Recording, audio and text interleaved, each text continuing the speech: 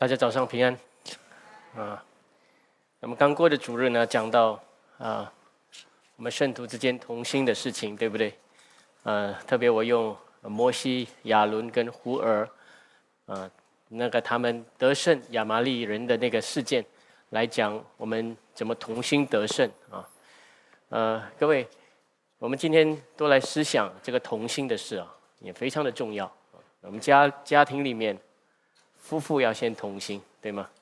那教会里面呢，圣徒之间要同心，在施工上，同工之间要同心但是各位，你要同心就能同心吗？这不是这么容易的事情。我从小在教会长大每一次我的牧师那时候看到夫妇之间有些人丈夫来聚会，妻子不来聚会，或者妻子服侍丈夫就扯她的后腿的时候呢，牧师就在台上说：“夫妇要同心。”每次讲这句话的时候呢，我们大家都很厌烦我是这样感觉我记得很多年前我刚到中国大陆去带领聚会的时候呢，那时候到江苏一个地方，那个很大的一间家庭教会呢，好几百人，但是领袖层呢不同心，他们之间有猜疑然后对彼此的做法有疑惑，甚至对彼此怎么用钱很多的看法。那这些事情呢，就久而久之不解决的时候呢，就甚至怀疑彼此的生命这样的事情来了。那时候我就到的时候呢，那个带领者就跟我讲很多教会的事情当然从他的角度来讲那然后他就叫我上来讲道。那我都知道教会里面的事嘛我就2天跟他们在一起，我说弟兄姐妹，大家把心中的纠结全部放下，各位关注主的话，不要关注人，关注主怎么说那我就这样讲到了大家都听的时候呢很注意的听有些带着很奇怪的眼光就是这样看着我，不知道怎样。那然后我每一次讲完的时候呢，那个带领者就会上来说：“教会要同心，弟兄姐妹要同心，同工要同心。”每一次我讲完道之后，他上来就是教人同心。越讲，我看大家是越不服各位有没有发现？那因为教会现在已经有一点分裂，有结党的现象，你跟我之间有分辨这个东西的时候。那带领者又上去再一次强调这个，下面的人想说，他讲同心是同他的心还是同我们的心对不对？所以我就发现越这样越糟糕所以慢慢我就发现在同心的事情上真的有几件事情甚至我们要很清楚了解同心这个事到底是什么。各位，第一，我跟各位说，我就发现，当人的关注放在事物，不放在主的时候，很容易会出现分歧结党的事情。被那个事物带动了，不是被主带动的当然，我们都会说，我们都被主带动。我们做施工的时候，我们说我们为主做，但是主在哪里？主首先在他的圣言里，然后主也在哪里？主在圣徒相通的关系里，有没有？所以上帝给教会有施工，是为了教会里面弟兄姐妹同工之间的那个关系，怎么学习谦让，怎么认识彼此彼此的生命，彼此的个性，彼此信心的程度，彼此的眼光，然后在这个地方更加的认识，所以更加的能够相爱体恤。但是如果我们被那个事物就带领，这个事物要做得好，施工要做得好，没有错，我们的事物是要做得好。但是在怎样的情况做得好，就在我们继续要取得同心合一、同心配搭里面做得好，不是单单那个事物性做得好。各位，这个世界的人也很厉害做事物的。你去看做总裁的，在世界里面做 director 做经理的，他们办事情也很厉害，条条有理。但是关系是什么？你们要明白。夫妇之间有家庭里面有很多的事物，对不对？上帝给我们孩子那很多要养孩子的哇，天天要煮啊，要洗啊，要抹，要做很多的事情在家里面。各位为什么？其实这些事物是叫夫妇更加的同心，懂得帮补、配搭，这个才带出这个家庭的美，对不对？所以各位想想看，每次我们夫妇生活失败的人，就是要做很多的事，你不要来吵我，叫你做这个做这个，哎呀，叫你做你不会，你走开，我来做啊。或者就是生气他，每次都是我忙你没有做，对不对？就这些因着事物来出现这种事情的时候呢，我们要反思。就是你把家里很多的东西都做完了、做好了，家里干干净净了，但是你跟你的配偶的关系你发现没有更深一步、更深入、更能够忍耐、更能够理解彼此，那你就好像错过了那个最重要的，错过了上帝给事物的中心目的了，对不对？所以各位，你们一定要记住，我们的关注人是因为上帝教我们，对不对？把我们放在伊甸园管理的，所以我们很多的事物，但是你千万不要忘记了，伊甸园你要怎么来管理人跟神之间的关系，然后亚当跟夏娃之间的相爱帮补，来管理整个伊甸园，对不对？各位亲爱的弟兄姐妹，我们常会忘记的事情是这个了。我们的眼睛被环境影响，被事物占据，那我们在这个当儿忘了看见主，所以我们为什么我们每次常常出现的？我们先明白这个事物性占据我们的事情。另外一样东西呢，我跟各位说，我就发现有关同心的事情，就是当人之间已经有不信任，已经有分歧出现的时候，那个时候如果我们再次叫人要同心，那是很难的，反而会出现反效果。那时候我们要做的不是叫人同心，也不是叫人你要顺服，乃是我们要怎样？那时候要赢得人，要谦让，不是继续强调同心。那如果比如说我的同工对我有一些埋怨，对不对？这是我们服侍到来十多年，这个教会19年，有时候当然有需求很多，施工很多，有时候有埋怨辛苦的事情一出现的时候，那他们埋怨我的时候，我一定向他们解释为什么我要这样做，然后他们有带出他们的看法，或者他们的看法也没有带出来，有时候有埋怨里面又有他们的看法的时候呢，我要去参考，然后也理解，然后向他们解释为什么这样，为什么要那样做。那其实呢，为什么我要这样麻烦？如果我是领袖，我就讲一声，大家就带领大家，大家就走就好嘛。但是为什么要解释？为什么要让他们明白？因为要赢得他们的心，使他们的心和我的心为心，然后我们的心与主的心为心。对，这个观念来的。所以很多时候你发现，我们在一起服侍的时候呢，那个沟通，那个相通，那个理解，把自己放在另外一个人的角度来看事情，那这个事情呢，这是很重要的。我们不喜欢做那个事情，我们觉得这个是很麻烦，那你就不懂得什么叫相爱，什么叫同心。我们人都喜欢捷径，各位，有些东西你走捷径了，最后你输的。你们明白我的意思吗？你看起来你很快能够完成一件事情，跟你要走圈子，要绕，要解释，要明白，再祷告，这样做，这个当然，但是最后你取得的功效，人家会知道你是一个不是以事物为中心的领袖，你是一个关怀人的生命、理解人心的那个领袖。各位亲爱的弟兄姐妹，我在中国大陆，就是宣教7年的时候呢，我就发现大陆的教会常常分裂。然后我就很仔细的去想这个东西的时候呢，我就发现这个教会受到有一些那个政权传下来的一种领导文化。那有时候我们常常听中国人说，我们中国人一盘散沙，我每次讲这句话，然后所以呢，我们的中央能力要强，你们懂吗？中央能力就是那个领袖，要有点专制，要强势一点然后呢，传下来的时候，大家要听这样的东西。那这样的文化呢，慢慢就是，你就发现好像变成在教会里面了。所以教会带领的人好像讲的话，就好像一种圣旨，好像圣旨。因为国家也是这样，好像领导的主席也好，皇帝也好，讲一句话像圣旨一样，一定要做，对不对？有这种文化在里面，所以大家喜欢不喜欢都要做，这是。所以这种文化，效忠的文化就出现。但是你要知道，这种效忠的文化呢，是不能赢得人心的。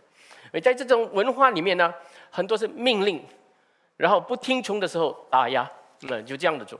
那这种方法呢，你用来取得同心的话，这不是圣经的方法，也不可能取得。你要记得，在相处、在同工的时候呢，人有疑惑、人有不信任的时候，你要赢得心。那不然的话呢，人好像暂时跟从，但是最后呢，憋在心里面，到最后得到暗示，然后给魔鬼留地步。我给各位一个很实际的一些眼光哦，也我们可以能够得到一些相关例子，会明白。比如说现在疫情，我们看到每一个国家应对这个疫情的方法都不一样，对不对？那现在大致上越来越多的国家会明白说，这个是一种大流行病，我们要把它当作一种普通的伤风感冒。然后呢，有给人一种宽松。开始的时候是，哇，一有这个病例的时候就封锁这样的情况，对不对？就是很强制性的上面命令一声，全部就不能出门这样的话。那么现在呢，你会发现，只有少数的国家是还用这个方法的，其中一个也就是中国大陆啊。那澳大利亚这个也放弃了，对不对？曾经是他们啊。那现在你看中国大陆的我们当中也有一些从大陆来的弟兄姐妹啊。我现在不是讲大陆好不好的问题，你们理解这个东西。那不要把它当作大流行，就要清零。你们懂清零是什么吗？Zero COVID policy， 就是说，只要有几十宗一出现的时候呢，发现了，马上封锁城市，封锁那个地区，所以呢很强硬的，这是马上要做的东西。那这样很辛苦的时候呢，我那天就读报纸，那有一些中国的官员就开始就说：“哎呀，我们是不是应该也要望着大流行病去哈？那这样做，让大家有一点宽松，不能一下就一有就关，一有就关。那这样的时候呢，那但是忽然间有人讲这样的话的时候，上层就有人打压下来。上这样的做绝对不能这样。然后呢，那天我读报纸的时候，我看，习主席就出来讲几句话：你们累了吗？你们辛苦吗？对对，就是。你们有没有问自己还有什么东西没有做得更好？是这样讲的时候，是的，我们都要，我们不累，我们不辛苦，你们明白吗？但是你这样做下去的时候呢，人在这样的压力之下这样做的时候呢，你是能够做出很美的成绩，但是你慢慢变成机器人。你们会了解吗？我们人，神造我们人是有心思、有情感、有意志的。我们要理解，我们要明白事物的。我们有情感，我们有伸缩性的，各位了解吗？我们有高潮，有低潮。我们的意志有时有强，有时有弱的时候。所以呢，我跟各位说，一个不明白圣经的人，他不明白人性啊，不明白人心。你们了解吗？有时候我们可能是在被长大的过程当中，我们被塑造，或者我们遇到有一些已经叫我们被形成起来的，我们可能有时候很坎坷的环境，我们经过的时候，我们没有发现，我们慢慢成为一个这样的人，对不对？我们也慢慢就变成一个这样的父母，慢慢就变成一个这样的经理一个领袖还是怎样？那你要知道，当你认识福音的时候呢，神要医治我们的生命，神要医治我们的心，我们会知道的自己的生命是怎样的。我们跟人在一起，我们赢得我们的弟兄，我们的弟兄也赢得我们，对不对？我们之间虽然有分歧，我们私下怎么找他？圣经都教导我们这些东西。但是为什么我们有时候呢，在面对事物、做事情的时候，我们发现我们是另外一套了？其实这就是我们堕落、软弱的人心里面又出来的地方。但是感谢主，主用他的真理来帮助、引导我们、指教我们。所以在同心的功课上，不是单单讲一句“你们要同心”就能够同心的东西。所以我是每次这样带领周四的聚会的时候，我是更深一步、更深入的让大家去思想，同心得胜不是一种口号的东西啊。我们活在人当中，我们活在软弱的人群中，我们自己也软弱，但是真理怎么教导我们？所以第一，我讲什么？刚刚我说的是什么？第一，就是我们会发现我们的关注在事物不在主所带领的关系的时候呢，我们发现很难同心。第二呢，我们又会发现，当人已经有不信任、有分歧或者很辛苦的时候呢，我们在强调同心的时候呢，那时候反而是反效果。我们是要谦让的心，用谦让的心来赢得人。然后第三，你要知道怎么取得同心呢？真正的同心是什么？就是我们真的看到我们需要彼此。这句话很重要。我看我们的弟兄姐妹跟我的同工们，我看到他们需要我。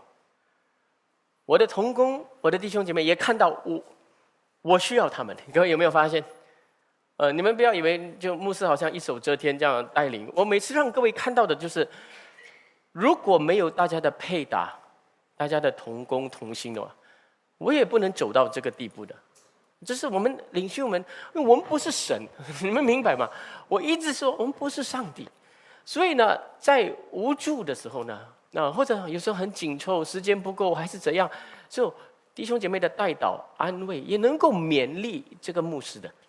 所以，我亲爱的弟兄姐妹，我们有时候呢，我们有一种自尊心，我们不喜欢让人感觉到我需要他。各位有没有发现？我们有时候跟同工，我们夫妇有时候也是这样，同工也是这样。弟兄姐妹，我不要让你感觉到我需要你。我教你做这个事情，你不做好没有关系，我叫别人做。各位，你知道我在牧会里面，我一直跟我自己的心讲，不要这样做。即便我的同工埋怨我，有时候呢，他们会埋怨，哎呀，这个那个这样多事工，这样多事。比如说，但是我清楚知道的，主的呼召在每一个信徒的身上，同工的身上。比如说，如果我要做翻译的事情，我一定找慧君传道；我就行政的东西找志明长老；我 Internet 论文找文刚找；音乐东西找素云找丽文长老娘。我一定找他。我探访，有人需要探访，我找 Esther 姐妹，那我探访。我就知道这是神为他们预备的角色。然后，如果他们在这个地方不做，或者不帮助我，或者不帮助整体教会，很难。那有时他们辛苦的，我要勉励他们。你们了解我的意思吗？所以呢，这个就告诉我们说，我们是一个身体。我们是手、脚、眼睛、鼻子、嘴巴，对不对？没有一个人能够取代另外一个人，我们都需要彼此。如果你有自尊心的话，你那种强势的那种心态，就是带出来的时候呢，好，那不需要了，我不需要你你这个不用，我教别人。这样做的时候呢，东西能够做，但是关系完全破裂了。我跟你讲。这个就是我在宣教过程当中，为什么我每一次在搞这边分裂，那边破裂。这很好的生命，但是在一起服侍的时候呢，就是分歧出来。其实都是我们没有很谨慎的遵照圣经所教训我们的，所以我们留一个破口，我们体贴自己的心，体贴自己的难处，体贴自己的伤害，然后用这个来反应的时候呢，旁边的人更加的受伤。各位我亲爱的弟兄姐妹，你问自己，对不对？我现在是讲圣徒之间的，然后你问你自己，配偶之间有没有这样的事情？我是家里面，其实你们都会感觉牧师很需要师母的，对不对？有时他家里面做的很多的事情，我孩子有时也多嘛，有时他们也慢慢长大，家里很多的事物他要做的时候呢，不是每样他会做的尽善尽美吧？对不对？但是呢，从我的角度来讲，他是我的帮扶者，我一定让他知道我需要他的，然后他才会感觉到，其实这个爱是真的，这个同心是真的，对不对？如果我给他的感觉是，其实有没有你，这个家有没有你，我自己能够的那这样的话呢，他不会感觉到我的爱的。你们了解吗？所以有一些人是太厉害了，对不对？你厉害到你的配偶不感觉你需要他的时候呢，something is wrong， 对不对？你就发现你的婚姻就那边有出现问题的。所以我们讲同心，我们还是要回到圣经啊。我刚才讲的这些原理不外出圣经的话，我们要用真理来把同心的事情讲清楚。我现在讲到这边，我快快给各位读一个我们很熟悉的经文啊，一边读一边解释，然后我就结束。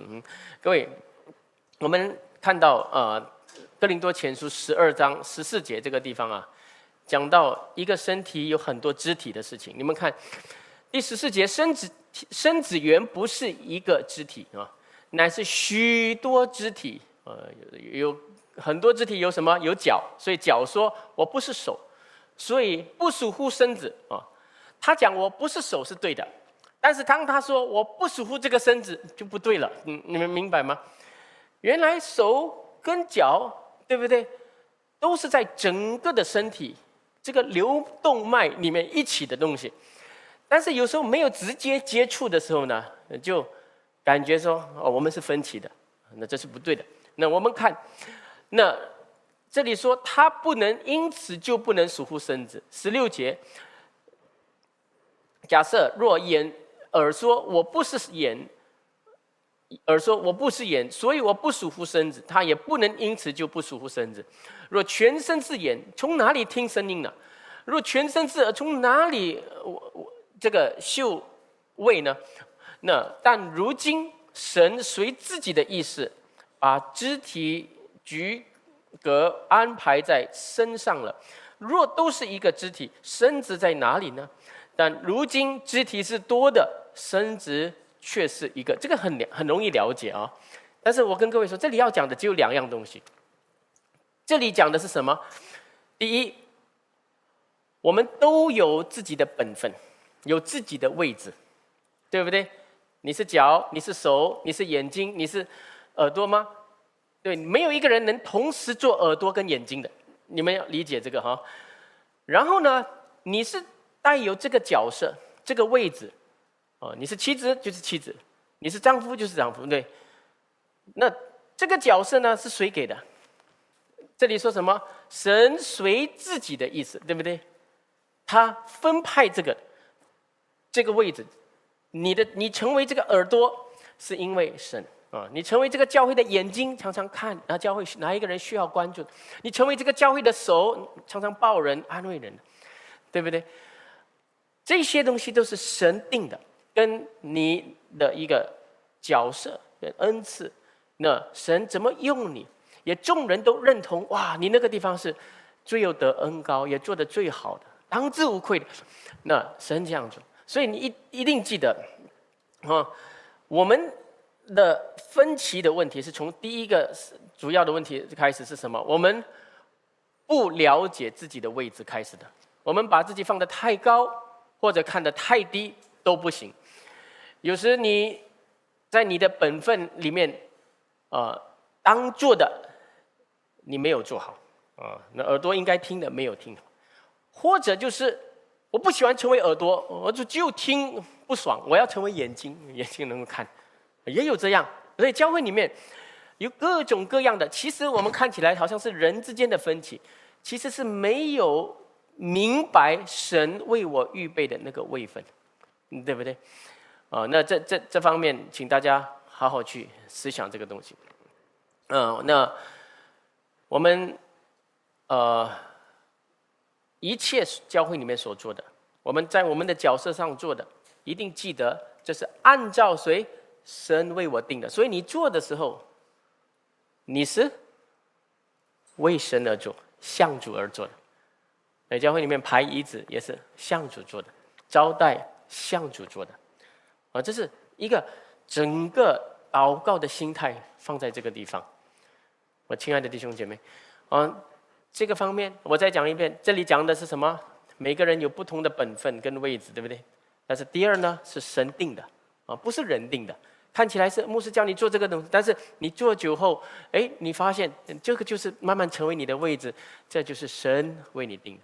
然后21节，眼不能对手说什么我用不着，所以不需要了，对不对？头也不能对脚说我用不着你。不但如此，身上肢体人以为软弱的，更是不可少的。那我们人的问题就是怎样，好像不起眼的东西，我们不太看重。然后说这个东西谁都可以做的，那我们就不需要彼此。那这样呢，我们就错了。我跟你们说，今天师母她没有过来因为她这2天有点感冒那我现在讲感冒就是大家很敏感所以呢，昨天晚上我叫她就去做那个 ART test， 自己家里没有事。那但是我说现在这个情况你就是你还是不要来休息身体也很软弱，所以呢叫她多睡这个。那所以呢。每次都是我过来的时候呢，今天我其实很赶过来，每次都是我早上起来为这个信息祷告的时候呢，然后他开车就10分钟在车上我就安静，然后祷告，然后看一下信息。就今天哇很辛苦，一边开车，红绿灯的时候才看我要讲什么谢谢，然后就在开车哎呀师母，因为每一次他都做的嘛，我就上车就拿奖章出来呢，好像他是我的司机这样那忽然间他没有做这个东西的时候，我就会感觉到了。你们明白吗？所以有一些东西是你一定要去体会那圣经讲的话，你又确认，那就对了那么我们再看23节，我快讲完它。好，那身上之体，我们看为不体面的，就越发给它加上体面。不俊美的越发得着俊美，我们俊美的肢体自然用不着装饰，但神配搭这身子，把加倍的体面给那有缺欠的肢体。各位亲爱的弟兄，你会应用这个经文是很重要的。这个道理大家都懂，但是你怎么应用？所以一个肢体呢，比如说很俊美的我们教会来讲，谁是俊美的、很体面的？当然不用讲了，对不对？好像我们常常上台的人，牧师长老长老娘，我们领事的这些，其实不需要人来讲。哇，你今天讲得很好！哇，今天你唱得很好，不需要讲这个东西的。你会发现，因为我们已经体面了，我们已经在台上的人，对不对？你今天要安慰、要关注、要称赞的是你旁边的那些弟兄姐妹，可能他们我默默耕耘的，或者有时候就来就离开，也没有什么认识他们的。你应该问候他们，关注他们。你们了解我的意思吗？这就是一个应用在这个地方。我们最近英文部，如果你们跟着我们的一些消息的时候，我们原来有一对夫妇那有一位姐妹，她是原来在几个月前上一回她要受洗的，后来她没有受洗了。后来2个月前呢，她就因为家里要搬家有事情，她就没有到我们的聚会来。然后呢，在2-3个礼拜前，忽然间哇，她就写信给我们在我们的祷告群为我们祷告她的岳父岳母被感染病毒，甚至进到 ICU 然后呢，再过不久几天，哎呀，为我们祷告我们夫妇也被感染病毒。然后呢，再过几天，哎呀，我们3个孩子也被感染病毒。哇，忽然间就这样的时候呢，那他们呢，之前孩子没有被感染，他们2个被感染的时候，他们2个被带到医院，3个孩子，11岁、9岁、8岁，3个人在家嘞，2-3天，你们知道吗？你11岁、8岁、9岁，你放在家里2-3天，这不是开玩笑的事情啊！就他们自己要去哪里吃打 Grab Food 这些东西。但是这个当中，教会一直为他们祷告。有些弟兄姐妹有戴着口罩，然后呢，去到他的家，给他们一些食物啦，还是什么问候他们一些事情然后这个当儿呢，她的丈夫就是降服在主面前。我记得她丈夫有一次布道会来的时候呢，我就呼召的时候，我看他很挣扎，然后后来他还是没有举手。然后呢，过后他上来跟我讲，牧师，刚才其实我很感动了，我这个手要举，但是很重，我还是体贴自己，等一下啦，我等一下才信。他就讲，好，这次真的降服了，这次呢完全降服于主，你们了解吗？所以有一个苦难来，我们教会就知道，这样的好像慕道友要入门不入门的这样，所以妻子呢是很感恩，这个过程当中她也很平安。就为这岳父岳母的救恩祷告然后把这个这个悔改祷告就是给他们，叫他们归向主。那丈夫是马上就愿意要归向主，愿意要受洗了。那所以呢，他们家庭是很美的一个。所以一个不体面的，他们身上发生了一些苦难的事情，其实更重要是什么？他们兼顾了整个教会。因为你知道，我们英文部很多都是刚刚，大多数70%是刚刚到我们的教会。那么，所以这个英文部的这个 group chat 那个死沉沉的，没有人讲话的。忽然间有他们这对夫妇，他们这个家庭遇到危难的事情，哇，大家都一直很被激励，然后很积极的要勉励他们，为他们祷告。所以我每次说，有时候你们以为不体面的，神反而用它来兼顾整个教会。所以我们要懂得关注神在我们整体当中的作为。我快读完25节，所以免得身上分门别类，总要肢体彼此相顾。所以要小心分歧的灵、结党的心态、分门别类的心态。那我做的和你做的划清界限，那这样的话给人感觉不好。那我们我们教会是这样，从一开始是这样我跟各位说，这个是很容易的。大教会你会看见井水不犯河水，小教会呢，每一个人都参与每一个事工，对不对？那我们的教会是中型，我们慢慢现在成长的时候呢，我们会发现有很多的事物要做的时候，但是我在带领这个教会的时候，我知道这个原则，身体只有一个。所以看起来是，比如说交给雅思的姐妹的事工，交给我们长老的事工，交给我们就是不同的探访的团队事工。但是呢，其实全部在一起做的时候呢，关心彼此的事，这个是一定会牵扯到旁边的人的事情。这个教会呢，是一定要有这个观念，在一起同工的时候呢，不能只有我的事。在一起所有人的，你的小组跟我的小组，没有瓜葛啊。你的小组是那天，我的小组是这天，我们组员都不一样。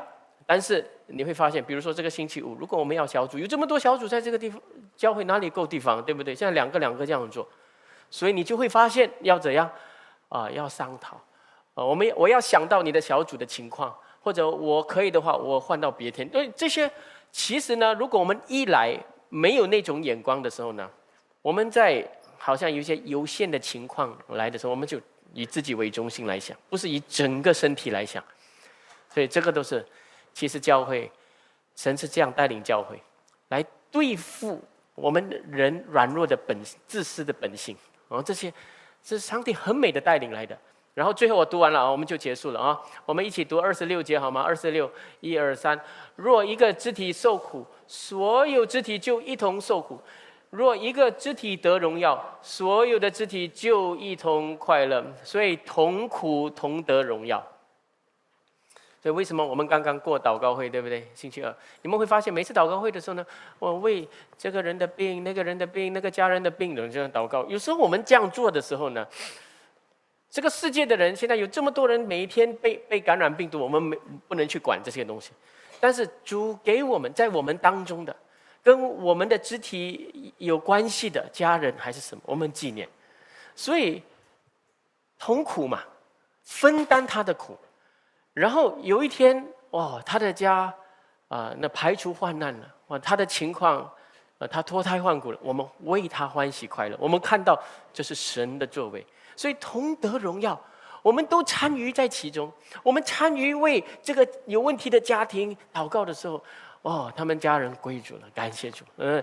所以同苦同得荣耀的东西，这些话呢，我可以每个礼拜都在讲的。我跟各位说，但是不是我们听不懂的问题，是我们的心没有忠于主的道，或者没有确认，没有应用。只有道理我们懂，对不对？那但是很实际的一个情况出现的时候呢，我们的反应有时候是跟神的话所讲的相反的。所以但愿今天主给大家的话语能够勉励大家那你在一个教会里面，我们应该要怎样？那同工之间应该要怎样？在家庭里面跟配偶应该要怎样？愿主祝福大家，我们一起祷告。